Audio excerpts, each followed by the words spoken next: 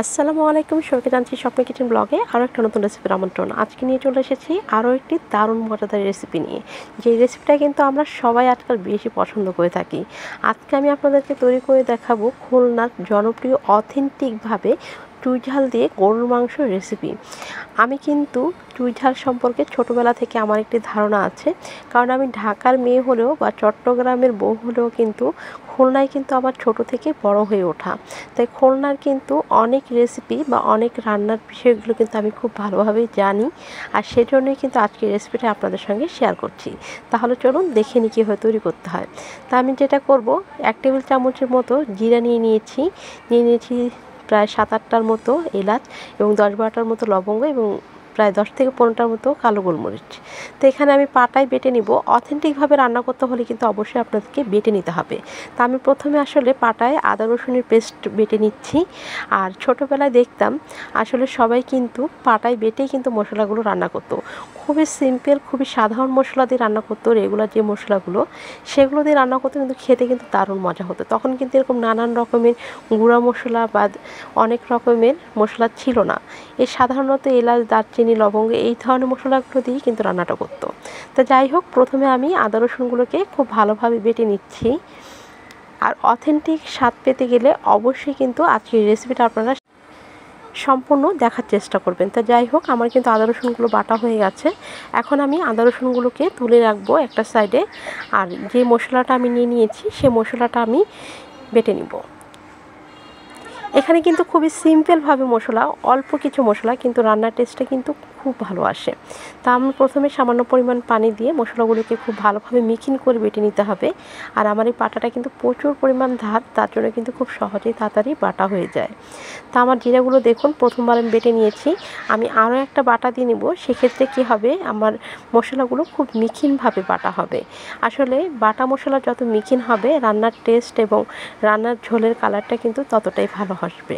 তো যাই হোক, প্রথমে আমি সুন্দরভাবে মশলাগুলোকে খুব ভালোভাবে মিক্সিং করে বেটে নিয়েছি। আর এই যে আমার বাটা হয়ে গেল, এখন আমি মশলাগুলোকে একটা সাইডে রেখে দিব।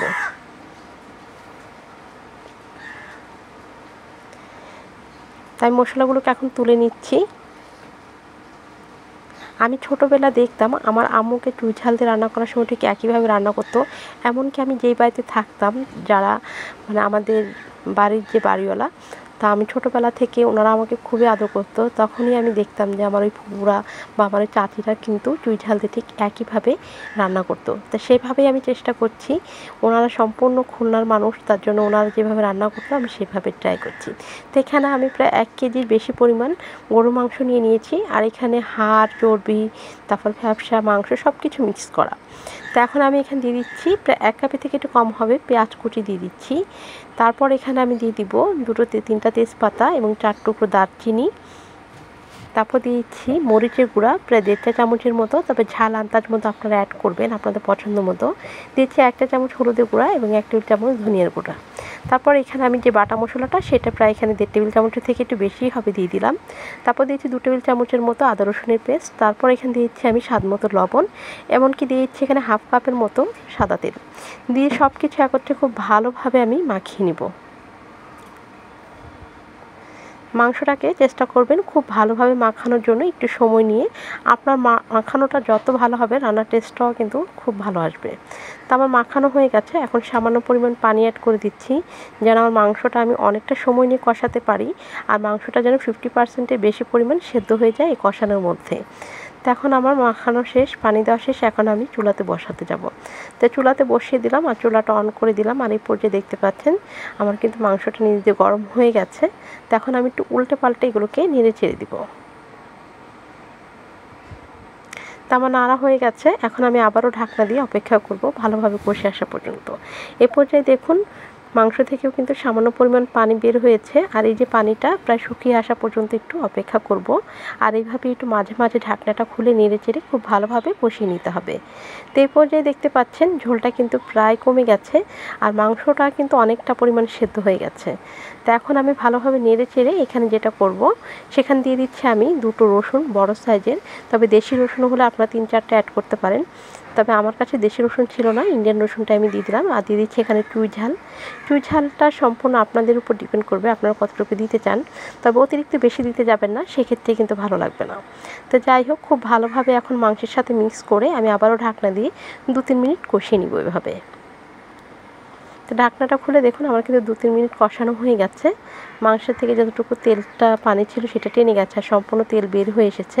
তো এই পর্যায়ে এখানে আমি ঝোলের জন্য পানি দিয়ে দিব।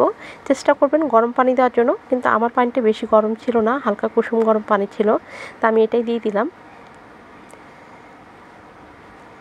আপনার মাংসটা কীরকম সিদ্ধ হয়েছে সেটা বুঝে কিন্তু আপনারা এখন পানিটা অ্যাড করবেন। কারো মাংস সেদ্ধ হতে একটু সময় বেশি নেয়, তা সেই ক্ষেত্রে মাংসের ঝোলের পরিমাণটা একটু বাড়িয়ে দিতে হবে। তা পানিটা দেওয়া শেষ, এবার ঢাকনা দিয়ে ঢেকে রেখে দিলাম। তো এই পর্যায়ে দেখতে পাচ্ছেন খুব ভালোভাবে বলক চলে এসেছে, আর আমিও আবার একটু নেড়ে চেড়ে দিলাম সুন্দর করে। আবারও ঢাকনা দিয়ে ঢেকে রাখবো একইভাবে। আর এই পর্যায়ে কিন্তু দেখুন মাংসটা কিন্তু একদম হয়ে গেছে, আর কিন্তু তেমন কিছু নেই। ঝোলের পানিটা টেনে নেওয়ার পর ঠিক এরকম যখন মাংসটা হয়ে আসবে তখনই কিন্তু মনে করুন রান্নাটা একদম কমপ্লিট, আর রসুনটাও কিন্তু সেদ্ধ হয়ে গেছে। এখন আমি নামিয়ে পরিবেশন করব। এই তো হয়ে গেল আমার দারুণ মজার খুলনার খুবই জনপ্রিয় অথেন্টিকভাবে চুই ঝাল দিয়ে গরুর মাংস রান্নার রেসিপি।